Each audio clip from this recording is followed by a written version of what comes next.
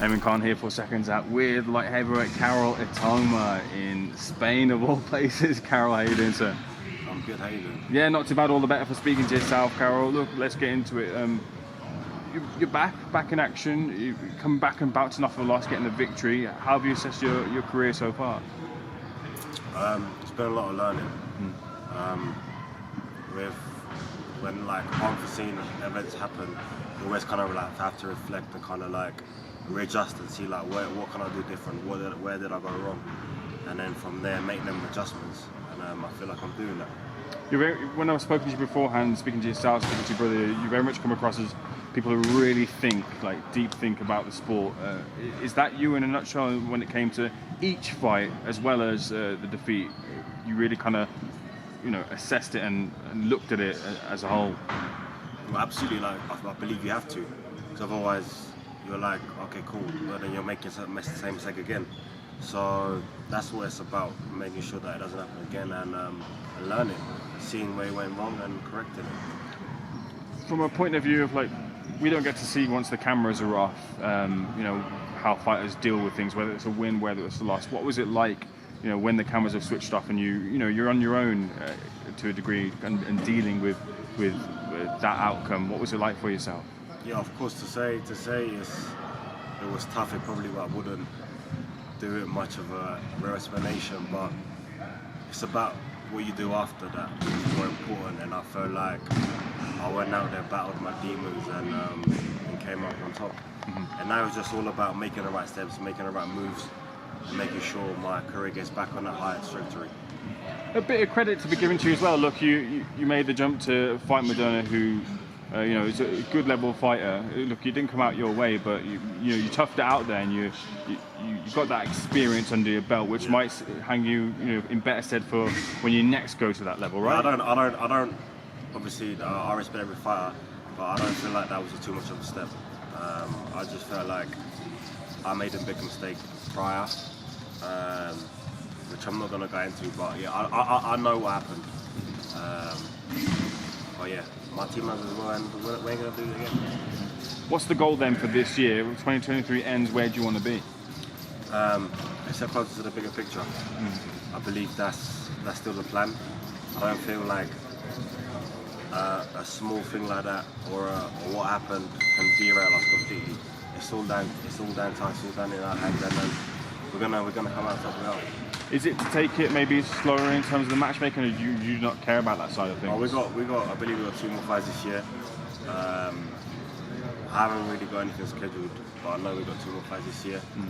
Perhaps another a little step up, and then let's just see what happens after.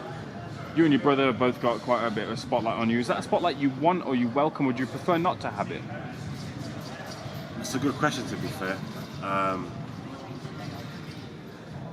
It is a really good question. I haven't really thought about it like that, but the way I look at it is every fighter kind of dreams to have that spotlight on them or kind of wants it. I know there's fighters out there that want opportunities but don't get any opportunities. They're in the gym but unable to get a manager, unable to get promoted, unable to get the stage that we're getting. So we're just grateful and blessed to have these opportunities, to be able to be here, to be able to fight. It's a huge opportunity, and we are blessed and grateful. Do you feel like, as the boxing public, have they seen the best of you? Look, there's a lot to improve on, a lot to get to as to where you want to be, but in terms of what you put out in the gym on a day-to-day basis, have we seen that Karol in the ring on fight night? I don't believe you have to be fair. I feel like the best performance I had to date was probably in December last year, and then obviously going back to obviously January, I had a short transition. But the best yet to come. Did you feel? I don't know if there was maybe a bit of confidence, but did you feel the confidence coming back when you got the victory back out last time round?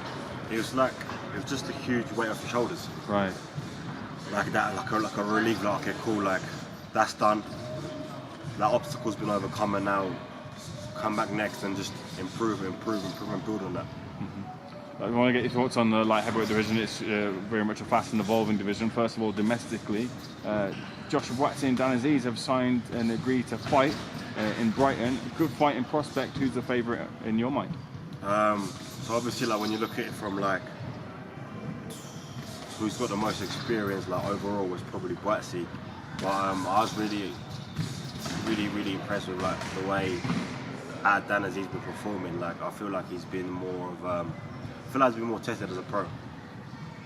The way Dan's done it, kind of underground, but he's collected the titles. Is that the way you want to do it as well?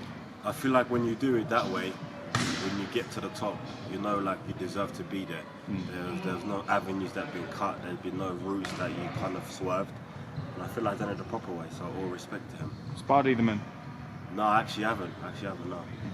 At the top of the division, sorry, there is a fly. Yeah, this fly is crazy. It's been bugging both you and your brother.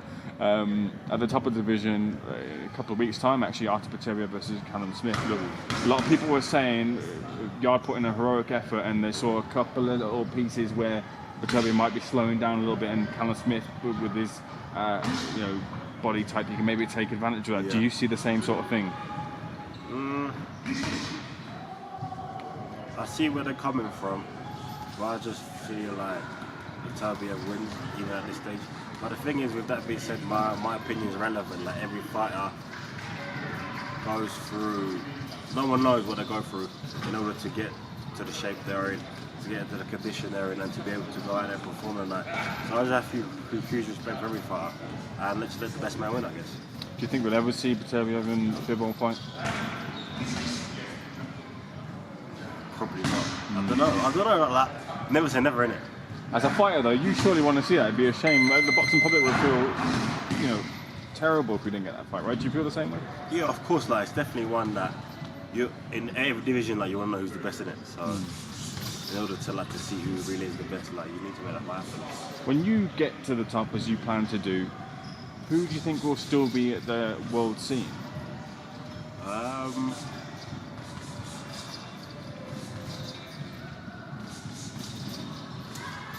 Probably individuals like Whitaker, probably like Willie Hutchinson, and I feel like that group, because I will like, I'm the youngest out of all of them, but I feel like that kind of crop. Ben's someone who's divided opinion with his flashy entrances and his fight style at this level he's fighting at. Do you have an opinion on doing that sort of thing in the ring when you're up against opposition that maybe isn't at your level? It is what it is. Like as long as you get the job done, like who really has the right, who really has whatever to say anything about it. Like at the end of the day, you're gonna get criticised whether you're doing good or whether you're doing bad. So, or whether you do it the way what people want you to do it, or whether you do it your own way, so you must do it your own way. I was speaking to your brother and we were talking about in the heavyweight division, you seem to get just a mad level of scrutiny regardless of whether the best heavyweight or the worst heavyweight, and obviously your brother has plans to get to the top as well too. How have you assessed your brother's fight so far and his trajectory? I feel like he's on the right path for sure. His trajectory is crazy. Obviously he's still got 5 more fights this year. So I'm just excited to be there for him and be able to be on that journey with him, because it surely is going to be an exciting one. It's going to be an exciting one indeed. If we turn our attentions to your left, you've got Daniel Dubois training, getting ready for Alexander Usyk. Look, everyone knows this is a difficult task, but these guys are preparing to reach what the boxing public all is calling the impossible, and they've got the plans to upset the apple cart against Alexander Usyk. You feel he can do it? Yeah, I believe anything is possible, and especially in every division. All it takes is one punch to change everything. So, yeah, like to be out here, to be training here, and obviously sacrificing so much, he deserves to win, innit? But obviously, so does Usyk. Obviously, they all put in the work in. So the best man's gonna win on that. You see Usyk rapping? That took me by surprise. Yeah, I think I saw a clip. But that's. I feel like it's better to just be yourself, because obviously that's what you're showing. There's no point of being, all serious, all like hiding and like pretending someone you're not. Try at least kind of portray someone you're not. So fair play. If Daniel does do it on the 26th, how does he do it? A knockout. Yeah, I don't think he's gonna outbox Usyk. He won't, but he can knock him out. Do you think Daniel will get the credit from that victory? Because a lot of people are kind of saying Usyk's just a plumped up heavyweight. If you listen to Tyson Fury, that's plumped up cruiserweight. If you listen to Tyson Fury, that's the case. But do you think he'll get that credit if he does dethrone Usyk? I definitely hope so, and in my eyes, he should. He should. Obviously, Daniel's young as well. He's what, like 25, and to taking the steps he has been taking in his career, like fair play to him. Finally, let's bring this back to you, Karol. Karol, when are you next out? I haven't actually got a proper date yet, but like I said, I've got 2 more this year. Looking forward to seeing you back in action. Thanks for being to take part, sir. All the best. Thank you. Appreciate it. Appreciate it.